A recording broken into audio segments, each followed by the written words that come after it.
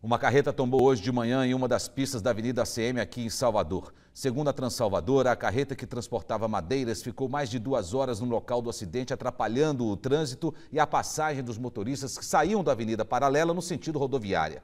E por causa do acidente, foi derramado óleo na pista. Ninguém ficou ferido. Quem pretende comprar um imóvel precisa ter muito cuidado antes de fechar negócio. O advogado Luciano Figueiredo dá algumas dicas para evitar futuras dores de cabeça. Muito boa noite, amigos do Fala Bahia da TV Salvador. Nós estamos aqui no bairro da Pituba. Vou conversar com o advogado, Dr. Luciano Figueiredo, sobre problemas recorrentes. Ou seja, você consumidor, quais são os direitos que você tem na hora de comprar um imóvel, quais são os cuidados também que você deve tomar, as precauções que você deve tomar na hora de comprar um imóvel. Doutor, principais cuidados que o consumidor deve ter na hora de adquirir esse imóvel. Boa noite. Boa noite, Fábio. Boa noite, amigos do Fala Bahia. De fato, a compra de imóveis hoje em Salvador é motivo de grande atenção. Muitas empresas não entregam imóvel no prazo, enfim, problemas com juros abusivos, cláusulas penais, que são multas abusivas e assim por diante. Na hora de comprar um imóvel, o consumidor ele deve ficar bem atento a algumas situações. A primeira situação é verificar o registro do imóvel, coisa que pouca gente o faz. Você deve verificar se quem lhe vende efetivamente é o proprietário daquilo que está lhe vendendo.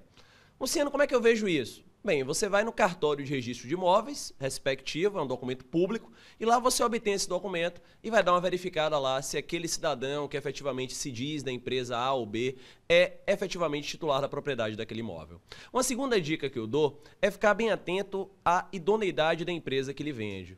Hoje com a internet é muito fácil. Você pode entrar aí no Google, no site de busca, jogar lá o nome da empresa, a opinião de consumidores. Existem sites especializados em reclamações e dá uma verificada, a empresa está entregando no prazo, não está entregando no prazo, como é que ela procede em relação a isso. Uma terceira e última dica é atenção ao contrato. Muita atenção. Muitos consumidores lembram da mensal, se esquecem da intermediária. E aí, no final do ano, acabam se complicando um pouco mais. Outros não prestam atenção que o contrato, em regra, tem um índice de reajuste. Pode ser o INCC ou pode ser o IGPM. O IGPM costuma ser um índice mais agressivo. Outros não verificam que o contrato tem uma multa de transferência. Enfim, leia aquilo que você está assinando para não assinar algo que você não deseja. Caso aconteça algum problema em relação a isso, por exemplo, imóvel na planta, a pessoa está comprando lá, tem uma programação para entregar, para estar pronto esse imóvel, acontece, começa a atrasar, atrasa 6 meses, 1 ano, 2, e aí o que o consumidor deve fazer imediatamente? Bem, ele tem algumas possibilidades aí. Uma primeira possibilidade é a tentativa de um acordo com a incorporadora. Infelizmente, as baianas não estão muito abertas a acordo. Eu venho sofrendo na minha advocacia com essa dificuldade. Um segundo caminho, esse é o que vem se procurando, é dar uma queixa no PROCON e buscar um advogado para ir até o Poder Judiciário. E o que é que o teu advogado vai buscar lá no Poder Judiciário? Primeiro, um ressarcimento pelo atraso. E aí é interessante pontuar que já a decisão que vem entendendo que até mesmo aquela cláusula de 6 meses, que é uma cláusula padrão, que a construtora poderia atrasar 6 meses, por si só já é uma cláusula abusiva. Então você pode pedir o ressarcimento desde a data originária de entrega até a data efetiva da entrega. Percentual vem girando aí na jurisprudência, que são as casas judiciais brasileiras, algo entre 0,8% e 1,2% ao mês, que seria aquilo que você iria despender a título de aluguel. Além disso, o que é que você pode fazer? Danos morais e danos materiais pelo atraso. Num passo anterior a esse, vamos lá para o início novamente. Claro. Na hora de ler, de assinar o contrato, seria ideal que a pessoa tenha um amigo ou contrate um profissional, um advogado especialista na área, para que ele consiga ler e até alertar o consumidor de possíveis riscos e algumas cláusulas que teria nesse contrato? Seguramente, Fábio. Infelizmente, o ocidental, eu diria o brasileiro, ele não tem uma cultura preventiva. Nós costumamos ir ao médico quando nós estamos doentes. Pior ainda o advogado. O cidadão só vai ao advogado quando a bomba já estourou.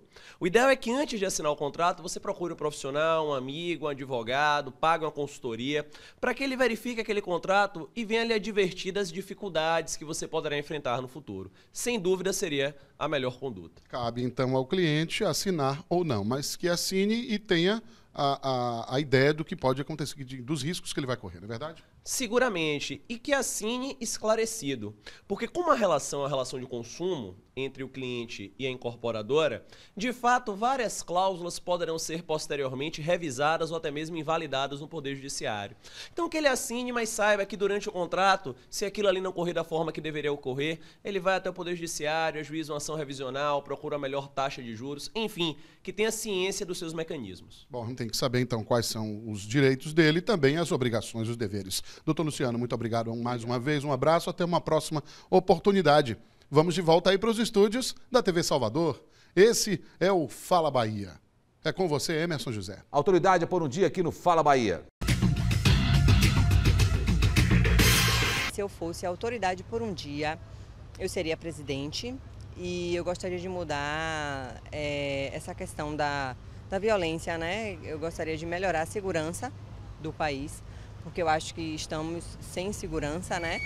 E eu iria realmente resolver essas questões de armas, essas questões dos policiais, né? Aumentar o número de policiais, aumentar a segurança, para que a gente pudesse viver tranquilo, né? Poder andar tranquilamente na cidade que você vive. Obrigado, Mariana. E no próximo bloco você confere dicas de cultura. Não sai daí.